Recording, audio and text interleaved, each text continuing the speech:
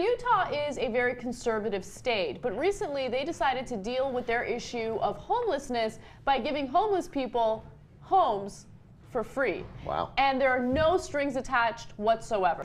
Since 2005, Utah has reduced homelessness by 78%, and it's on track to end it completely by 2015. So what they do is they basically offer extremely affordable housing for homeless people. So it starts off as free, and they also provide a social worker and a caseworker to help them transition into society. And what I mean by that is they'll help them get a job, they'll help them get any type of mental health care that they need, because a lot of people that are out on the streets, of course, need mental health care. Some of the women that are homeless left their husbands because they've been battered by them. So having a social worker is a key element of this. However, if they are unable to find work or make that transition, they can stay in that housing for free for as long as they want. And it's actually a cost-effective way of doing it. By the way, if they do earn an income, they would pay 30% of their income for the housing. Okay? Mm-hmm. Okay, yeah. So the annual cost of ER and jail stays for each homeless person is $16,670 a year. Wow. They found out that if you provide them housing, it's actually much cheaper. The annual cost of providing an apartment and social worker for each homeless person is $11,000 a year. So they're like, you know what? Why don't we provide shelter for them? They're going to feel more independent. They're going to feel like they can go out there and find work and be productive members of society. We're going to save money doing it, and we're going to get people off the streets. Yeah, and it's a quality of life issue improvement for everybody who's not home. Exactly. Yeah, I mean, it's a win-win-win. Hi there, I'm Darren Howard. And I'm Robert Nisman. We're talking about video solutions right here at Video Radio. Thanks for joining us. A couple random guys with a video camera in palatial downtown Kelowna in front of another store that's for lease. Where clearly the recession is over. Yes, that big shout out to Walter Gray for ignoring the problems of poverty in this fair Canadian town. When you have your cranium firmly inserted in your posterior, you have an odd outlook on life. And of course, he's got kids to support because they're part of big real estate. More updates on that, but real estate in Utah being apportioned to the homeless is an awesome story of success. Well, I think that's a really great idea, especially in a conservative state like Utah, where they're actually coming up with real solutions to help with real social issues. There's another place, it's Berlin. Check it out. His muscles are firm, but he has no fixed abode. It's Super Hobo. The unlikely superhero inherited his superpowers accidentally after savouring some discarded beer. Normally, like Batman or Iron Man, they are very, very rich playboys who rescue the world, and now it's the guy from the underground who rescues Berlin. The glorious superhero of Berlin is a bum. Super Hobo's creator says the idea was spawned while watching a homeless man trying and failing to sell a newspaper on a Berlin train. So Stefan went to the Straßenverger newspaper, which is sold by the homeless and unemployed, and offered to launch the charity supplement in order to boost its sales. The newspaper is distributed through kiosks such as this one, so the city's homeless can come here and buy in copies for 60 cents a piece, which they then sell on for €1.50, and they're able to make a profit. But certainly in the time that we've been here, several people have come up trying to buy in more copies of that Super Hobo supplement that has been selling so well. Super Hobo's breath stinks. He dreams of oceans of beer, and yet the homeless vendors don't take offence. It's a very good idea. It should have been thought of earlier. The comic supplement makes it heavier and I can't carry as many copies, but it's not too bad. You adjust and carry on.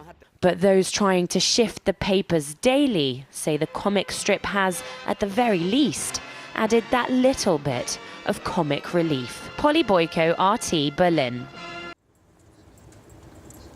Okay, so this Berlin, Vancouver takes care of the homeless, the insight. I think that's so cool, though, that they got a comic hero who's not a rich playboy like Superman or Batman or Iron Man, but who's actually a bum.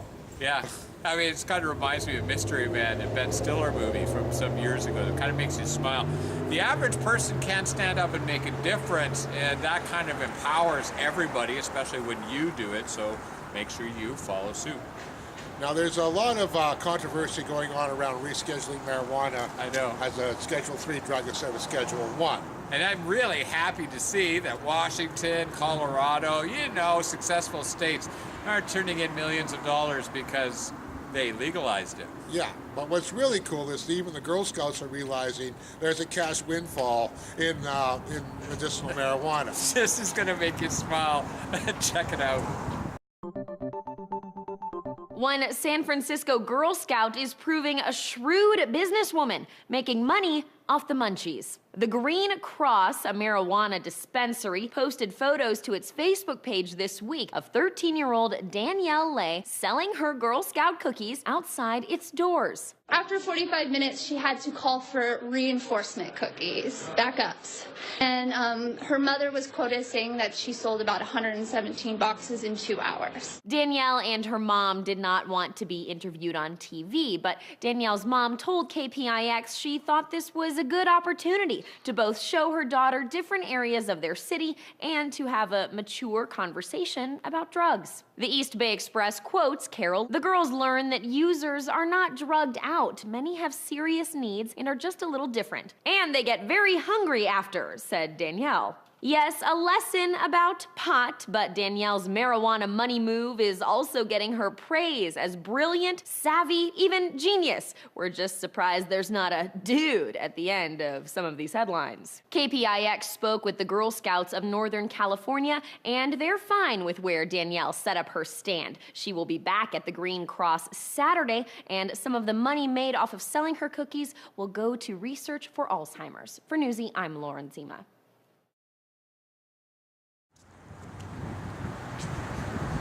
So that's a real epiphany for a Girl Scout to make. And when people come out of marijuana treatment centers, they're actually quite hungry. If you put like a marijuana dispensary when they legalize it in Canada next to a 7-Eleven, if you privatize 7-Elevens though, so it wasn't a franchise. Corporate chain, yeah. Right. Yeah. If it wasn't a franchise, that would actually benefit society. Okay. We can't have that, Washington State is on our radar right now. Yeah, they're actually taking steps to improve the state's economy. Then, that's what it's about. So why not have that solution here? Let's check this out. In a 97-0 unanimous vote in the Washington House of Representatives, they passed a bill, HB 1888, which effectively nullifies the federal ban on hemp within the state of Washington. State Representative Matthew Shea, and a Republican from Spokane Valley, said who was the bill's main sponsor, had stated, quote, "It's fitting that on President's Day we can recognize that the first 3 presidents of this country, George Washington, Thomas Jefferson, and John Adams, all grew hemp crops. This is a phenomenal bill expanding freedom, allowing jobs to be created. The potential state economic impact is in the tens of millions, if not hundreds of millions of dollars." End quote. So the Washington State Senate will vote on the bill in the coming weeks, and we will see where it goes. Right, and what they did is a really brilliant thing that a state legislature can do. They really took a 2-prong approach. What they did is said, here in the state of Washington, we have decided as a group that recreational, medical, marijuana, we know the rules we want, that's it. Now what they did was expanded that by saying 97-0.